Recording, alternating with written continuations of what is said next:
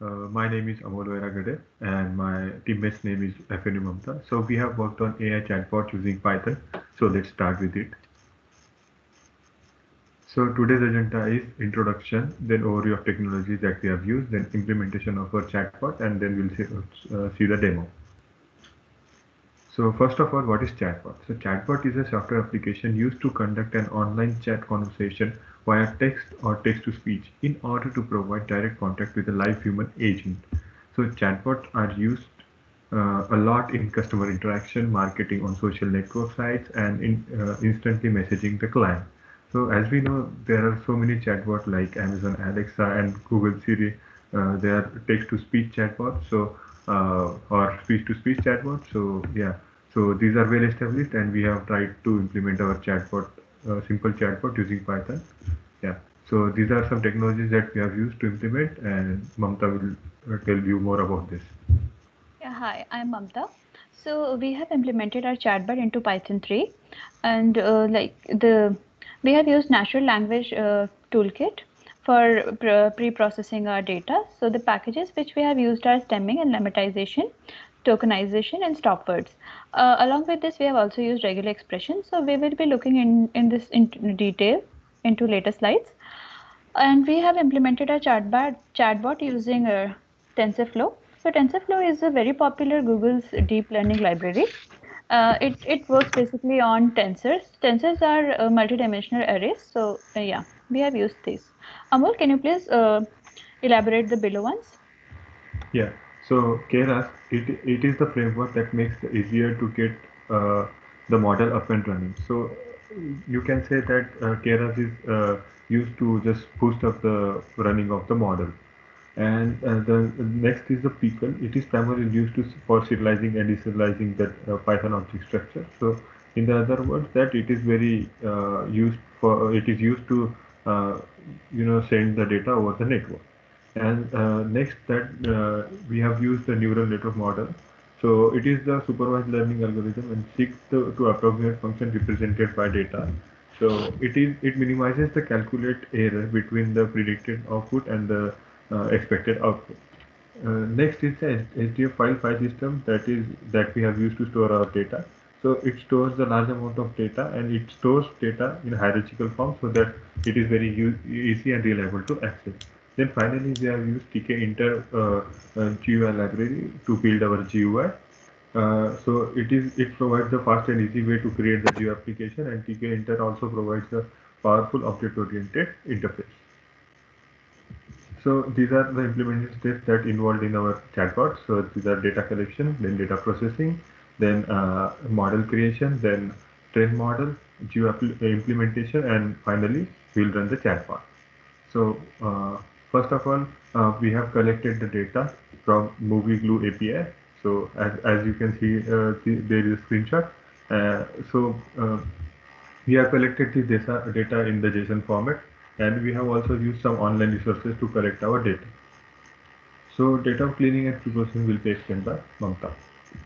Yeah, hi. So as we have previously discussed, we have used natural language toolkit to pre-process our data. So in that, the first package will be lemmatization. So this is the stemming and lemmatization process. So in this, we do basically the text normalization. So it prepares text words and documents for further processing. For example, if we have words like changing, change, changes, changed, and changer, it will convert it to its lemma form, which will be changed. So instead of having many words, we can make it useful in this way. Then we will be tokenizing our words. So suppose we have this is a simple. So after tokenization, it will be separated like this. This is a simple. This is a sample. Yeah, so the stop words, as we know, like in any documents, they will be the stop words will have more frequency compared to the other words. So, but the stop words are not very useful in predicting anything. So we will always want to remove the stop words so that we can focus more on the rare words to for the better predictions. For example, in this word, as we can see, there is was, in, by, its, which are the stop words. So yeah, we have removed this. So this is the overall procedure. First, we will normalize our data. Then we will tokenize it. Then we'll remove stop words. As you can see, we have removed back and to here. And then we will do lemmatization. So if I go to our code, so here, yeah, this is in this way we have done the pre-processing, and once we have the tokens, we will be storing into one pickle file, and the tags, like this is a data file. Suppose this is the sentence which we have got. After pre-processing, we will convert these into tokens, and we will assign these tags, which are IDs, to the tokens. So yeah, so here we have stored the tag IDs. So in this way, then we will be creating our training data. So in this training data, so suppose we will be training like this. We will have yeah, we will convert each input pattern into numbers first of all. Then we will lematize each word. Now, like we will create a list of zeros. So if we find a match for any word, then we will place one in that place. Others we will leave zero. So similarly, we'll create output like for the tag IDs. So as you can see, the elephant sneezed at the sight of potatoes. We'll have put one at elephant of potato, and so on. Similarly, we have repeated the procedure for this. So once we have our input vectors ready, which is like this, then we will be feeding it to our neural network model. So we have basically we have four layers in which like yeah, the first three layers are implemented using a ReLU activation function, which is activated the linear activation unit, and the last one we have used softmax classifier. So it will classify our data. Yeah. So in this way we have implemented our model. Amol, could you please walk us through the user interface? Yeah. So as you can see, this is the screenshot of the user interface that we have created. So in here, there is a window you can see where we'll see will display the messages that sent by the user and reply given by the chatbot. Then we'll have the text box. So here user will write the message or a query to ask the chatbot, and a simple send button. So it will send it to the model, and model will reply it back to the window. So yeah, um, so in this way, I have created the GUI, and now we'll see the demo for it. So first of all, and I'll go to the command prompt.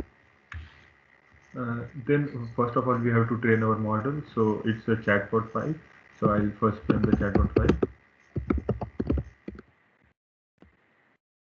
So it takes a little amount of time, but yeah, because as the number of inputs increases, so it takes a little time to train the model.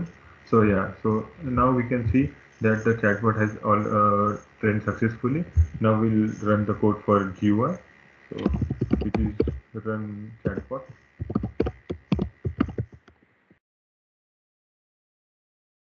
So as soon as this code runs, so it will pop up the our GUI window where we will write the message and we will ask greet our chatbot like hi, uh, how are you?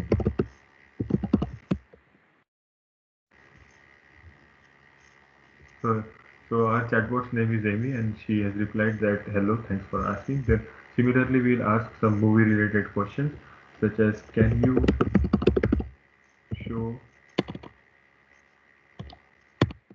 me some latest movies?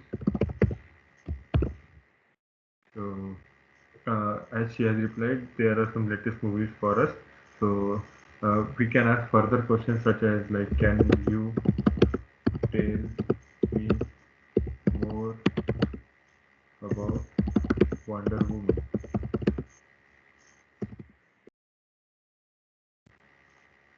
So as she has replied, she has given the link to access the trailer for Wonder Woman, so we can see the trailer and we can have some idea about the movie.